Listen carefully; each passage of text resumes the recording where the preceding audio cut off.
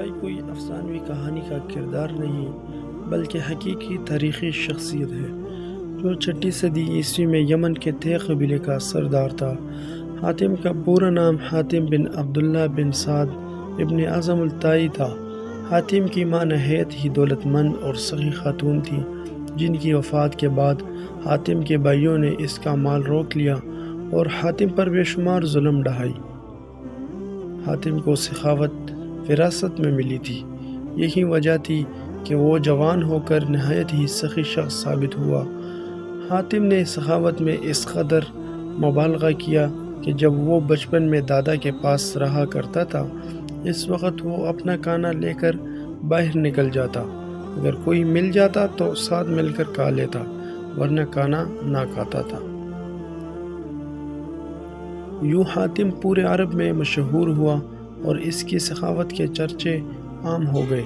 کچھ لوگوں نے حاتم کی سخاوت کے بہت سے قصے گڑھ لیے، لیکن اس کے باوجود حاتم کی سچی حکایت اس کی سخی شخصیت کی دلیل ہے۔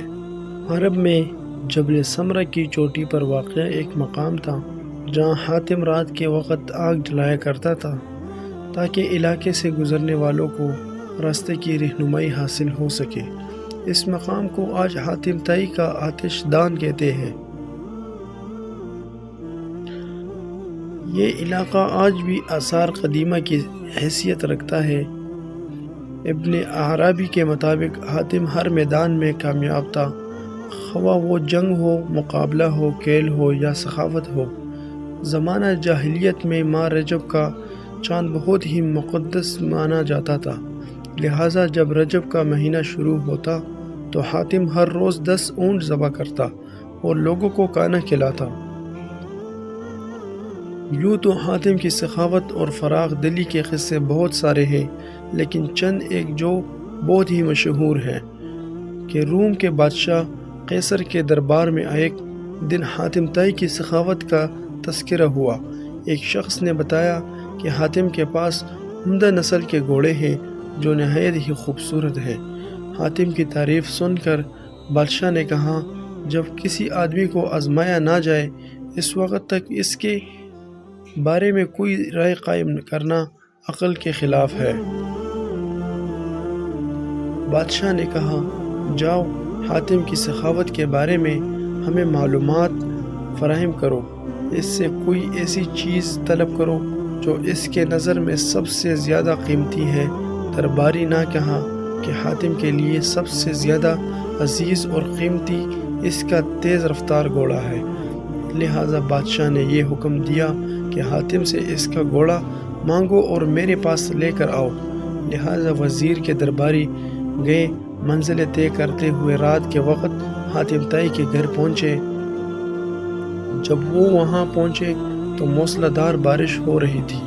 ایسے خراب موسم میں گھر سے نکلنا نہایت ہی مشکل تھا، لہٰذا مہمانوں کے کھانے کا انتظام کرنے کے لیے حاتم نے اپنے گھوڑے کو ہی ذبح کر دیا اور دسترخوان پر لذیذ بنا ہوا گوشت پیش کیا۔